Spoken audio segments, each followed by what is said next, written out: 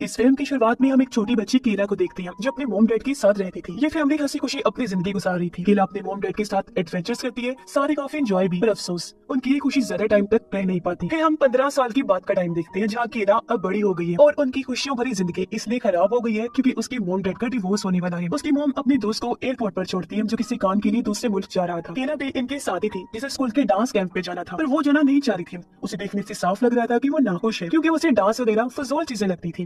अब उसकी मॉम केला को उसके डैड के पास छोड़ती है जहाँ वो और उनकी नई दोस्त केला का अच्छे से वेलकम करती है। फिर केला अपने डैड की गाड़ी में बैठ जाती है क्योंकि वही उसे डांस कैंप तक ले जा रही थी। ये जब रास्ते में थी तो बस स्टॉप पर केला की दोस्त ब्रिटनी को देखती है जो भी डांस कैंप पे जा रही थी और बस का इंतजार कर रही थी। केला उसे अपने साथ चलने का कहकर गाड़ी में बिठा लेती है और ये लोग अपने सफर पर आगे बढ़ते हैं। केला अपने दोस्त के चेहरे पर चोट का निशान देखती है। उसने जब पूछा तो ब्रिटनी कहती है अरे यार बस मामूली सा है, इतनी बड़ी बात नहीं है। कुछ देर बाद ब्रिटनी कहती है मुझे वॉशरूम जाना है और वो केला के डैड से कहती है अंकल प्लीज गाड़ी रोक दीजिए। केला के डैड गाड़ी रोक देती है और क्योंकि पास कोई घर वगैरह तो था नहीं तो केला और ब्रिटनी वहाँ बने जंगल में चली जाती है। जबकि केला के डैड वहीं रुककर उनका इंतजार करने लगे। काफी देर हो गई थी। जब वो वापस नहीं आई तो उसकी डैड उन्हें ढूंढने के लिए जंगल में जाने का फैसला करती है और जब वो उन्हें ढूंढ रहे थे तो उन्हें केला के चिल्लाने की आवाज आई। आवाज का पीछा करते हुए जब वो आगे बढ़े तो केला एक पुल के ऊपर बैठी हुई थी। वो काफी डरी घबराई हुई थी। उसे देखने से साफ लग रहा था जैसे ब्रिटनी गिर गई है। केला बताती है कि मैं और वो मजाक कर रहे थे कि अचानक वो नीचे गिर गई। ये सुनकर उसकी डैड फौरन नदी में गई। हर जगह केला को ढूंढने की कोशिश करती है मगर वो कहीं नहीं मिलती। उन्हें वहाँ ब्रिटनी का पर्स मिलता है जिसके अंदर उसका टूटा हुआ फोन था। केला की डैड फौरन भागकर गाड़ी के पास आई।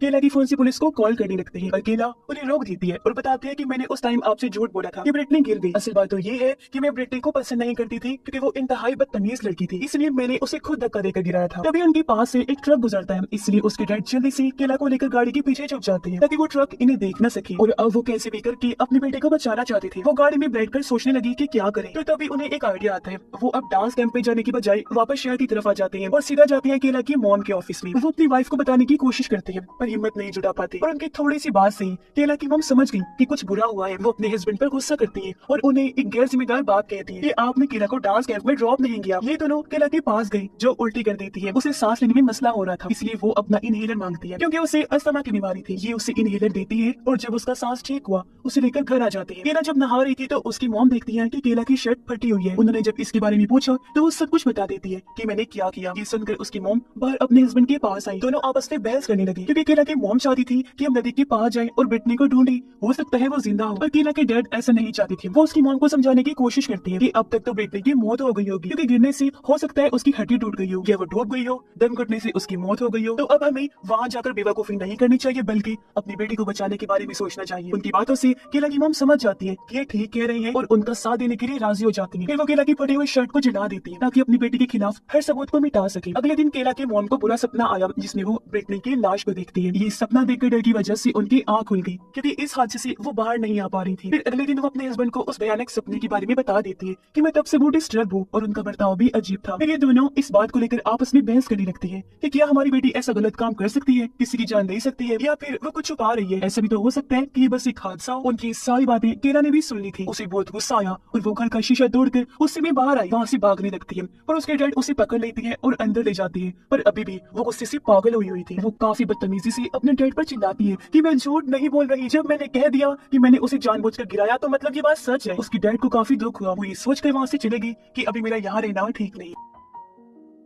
शाम को वहाँ ब्रिटनी के डैड आए उसके बारे में पूछने के लिए क्योंकि उन्हें खबर मिली थी कि ब्रिटनी डांस कैंप तक पहुंची ही नहीं। तो उन्हें लग रहा था कि शायद वो यहाँ रह रही हो। पर केला की मॉम झूठ बोल देती है कि मुझे उसके बारे में कुछ नहीं पता और केला की तबीयत ठीक नहीं थी इसलिए वो डांस कैंप नहीं गई। ब्रिटनी के डैड बताते हैं कि कल मेरा ब्रिटनी से झगड़ा हो गया था इसलिए मैंने गुस्से में उसे कह दिया था कि मैं उसे डांस कैंप तक लेकर नहीं जाऊंगा, वो बस से जाएगी। जिस बात का मुझे पछतावा हो रहा है क्योंकि वो लापता हो गई है। वो कहते हैं कि मैं केला से मिलना चाहता हूँ। उसकी मॉम ने ये कहकर मना कर दिया कि वो डॉक्टर के पास गई हुई है। तो ब्रिटनी के डैड वहाँ से चले जाते हैं लेकिन वो बार बार केला को फोन कर रहे होते हैं। केला की मॉम उसे फोन देते हुए कहती है लो और झूठ कह दो कि मैं ब्रिटनी के बारे में नहीं जानती। पर केला इतनी डरी हुई थी कि बात करने से हिचकिचा रही थी इसलिए वो फोन नहीं उठाती। फिर अगले दिन केला के डैड फिर से वहाँ आते हैं। केला की मॉम उन्हें सब कुछ बता देती है और ये दोनों फैसला करती है कि हम कुछ दिन होटल में रहेंगे और केला को समझाएंगे कि उसे कुछ दिन तक क्या बोलना है और क्या करना है ताकि उस पर शक न आए। केला की मॉम जब सामान गाड़ी में रख रही थी कि तभी यहाँ फिर से ब्रिटनी के डैड आ गए। वो कहते हैं कि मैंने इतने बार केला को फोन किया उसने एक बार भी नहीं उठाया, जो कहकर वो फिर से केला से मिलने की बात करती है क्योंकि उन्हें अपनी बेटी की टेंशन हो रही थी। पर एक बार फिर उसकी मॉम ने झूठ बोल दिया कि वो अभी भी कुछ टेस्ट करवाने डॉक्टर के पास गई हुई है। तभी केला के डैड भी आ गए, दोनों को बात करते हुए देखते हैं और फिर तभी केला भी निकलकर बाहर आ जाती है और इनका झूठ पकड़ा जाता है। ये देखकर ब्रिटनी के डैड को शक हुआ, इसलिए वो अब खुद केला से बात करने आगे बढ़ते हैं, पर बीच में उसके डैड आ गए, जिसे ब्रिटनी के डैड धक्का दे देते हैं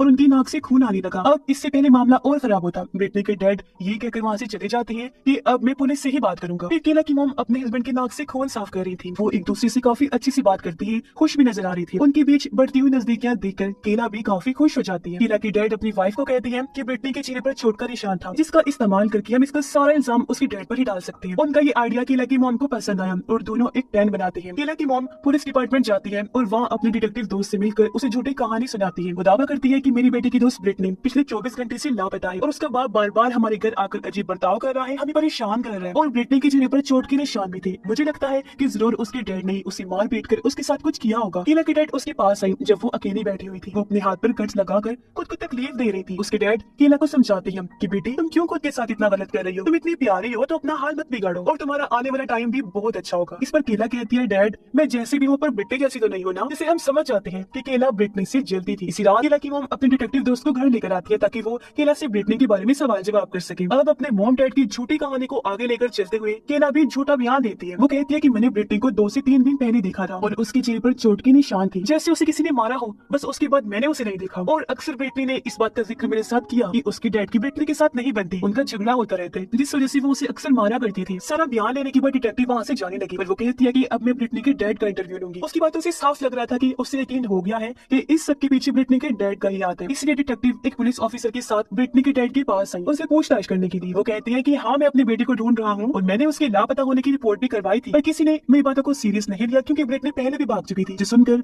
उनका शक और बढ़ जाता है। पुलिस ऑफिसर उसके डैड पर इल्जाम लगाता है कि आप अपनी बेटी पर जुल्म करते थे, उसके साथ मारपीट करते थे, पर वो साफ साफ मना कर देते हैं कि ये झूठ है, मैंने तो आज तक अपनी बच्ची को हाथ तक नहीं लगाया। फिर केला के डैड उसे अपने घर ले आए जहाँ उनकी दोस्त उसके डैड से इस बात पर नाराज हो रही थी कि मुझे आपके रूम से एक लड़की का पर्स मिला है। तब उसके डैड झूठ कह देती है कि वो केला का है, जबकि था वो ब्रिटनी का। पर गुस्से में केला घर छोड़ के चली जाती है क्योंकि उसे ये बात पसंद नहीं थी कि मेरे डैड अभी भी किसी और लड़की के साथ रह रहे हैं। फिर डिटेक्टिव और उनका साथी केला की मॉम की ऑफिस आई। वो कहती है कि हमने ब्रिटनी के डैड के बारे में आसपास के लोगों से भी पूछा है, पर किसी ने उनके खिलाफ बात नहीं की। जो बयान आपकी बेटी केला ने दिया है, हर कोई यही कह रहा है कि उसके डैड ने कभी ब्रिटनी को कुछ भी नहीं कहा। फिर उनसे पूछते हैं कि अच्छा ये बताएं, क्या कभी केला ने आप लोगों से इस बात का जिक्र किया है कि ब्रिटनी का फोन गुम हो गया है? इस पर उसकी मॉम ने मना कर दिया। वो कहते हैं कि हमने ब्रिटनी का फोन ट्रेस किया है और उसकी आखिरी लोकेशन जहाँ वो सबसे लास्ट में गई थी वो टाउन आ रहा है जहाँ केला के डैड का घर है। सुनकर केला की मॉम काफी हैरान रह जाती है।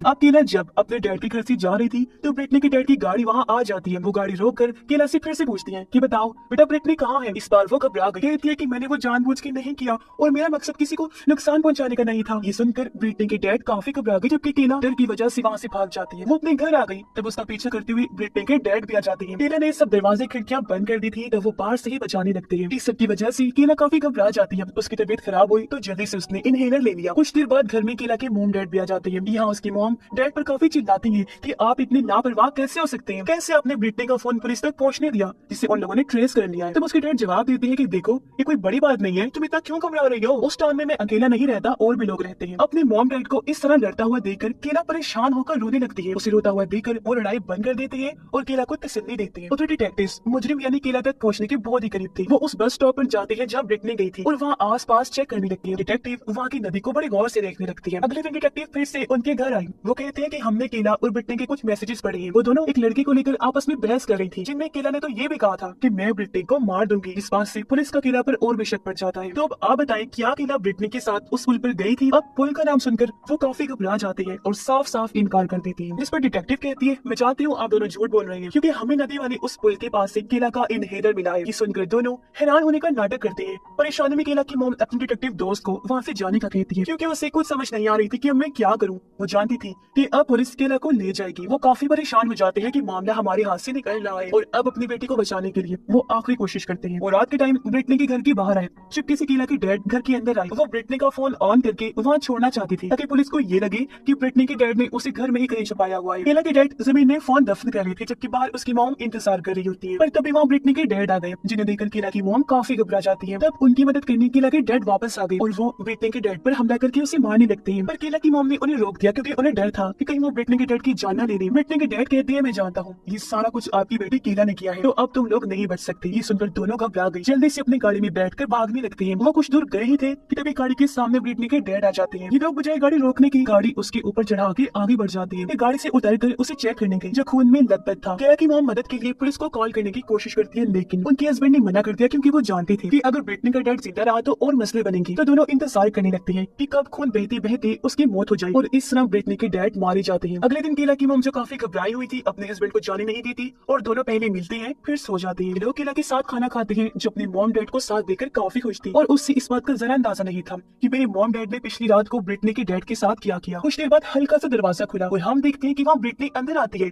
जी हाँ, वो जिंदा थी और एकदम सही सलामत, जो देखकर कीला की मॉम डैड काफी चौंक जाते हैं। उनके जहन में बहुत सारे सवाल आ रहे थे जिनका जवाब अब ब्रिटनी देती है। वो कहती है कि मेरा गायब होना बस एक ड्रामा था जो मैंने कीला के साथ किया ताकि वो अपने दोस्त से मिल सके, जो चीज ड्रामा के बगैर मुमकिन नहीं थी क्योंकि मेरे डैड ने मना किया था और हमारा मिलना भी जरूरी था। जो सुनकर कीला की मॉम डैड हैरान और परेशान हो जाती है। अपने गुस्से को शांत करके कीला की मॉम ब्रिटनी के पास आई और उसे प्यार से समझाकर कहती है बेटा अपने घर जाओ। उसके जाने के बाद कीला की मॉम डैड पूरी तरह टूट जाती है। उन्हें इस बात का दुख था कि हमने सिर्फ एक झूठे ड्रामे की वजह से हकीकत जाने बगैर ही एक मासूम इंसान की जान ले ली। उन्होंने अपनी बेटी का साथ गलत दिया, इस वजह से वो कीला से काफी मायूस हो जाती है। फिर आखिर वो जाकर कीला का सामना करती है जो अब उन्हें सच बता देती है कि हाँ ब्रिटनी कभी मरी ही नहीं थी बल्कि वो सब मजाक था, एक ड्रामा था। फिर वो जज्बाती होते हुए बताती है कि मैं बहुत पहले ही आपको बता दी थी सच, लेकिन जब मैंने देखा कि इस झूठ को छुपाते छुपाते आप दोनों फिर से नजदीक आ गई हैं तो मैं चुप रही और झूठ को जारी रखा। मैं जानती हूँ कि ये गलत है और अब आप प्लीज मुझे माफ कर दे और फिर से एक साथ हो जाएं। उसे जज्बाती होता देखकर उसके मॉम डैड भी जज्बाती हो गई, उनकी आंखों से आंसू आ जाते हैं और तीनों एक दूसरे के साथ मिलते हैं। पीछे से पुलिस सायरन की आवाज आई जो इनके घर की तरफ आ रही थी इन्हें गिरफ्तार करने के लिए, क्योंकि उन्होंने एक मासूम और बेकसूर इंसान की जान ले ली थी और वो लोग भी जान जाते हैं कि हमें हमारे की सजा मिलने वाली है। तो इस मूवी से हमें सीख मिलती है कि भले ही मजाक नहीं लेकिन कभी इंसान को झूठ बोलना नहीं चाहिए क्योंकि इसका नतीजा एंड पर गलत ही निकलता है और बेचारे बेकसूर लोगों को ही इसकी कीमत चुकानी पड़ती है। तो जितना हो सके झूठ बोलने से अवॉइड करें। इसी मैसेज के साथ ही ये कहानी भी इधर ही खत्म हो जाती है।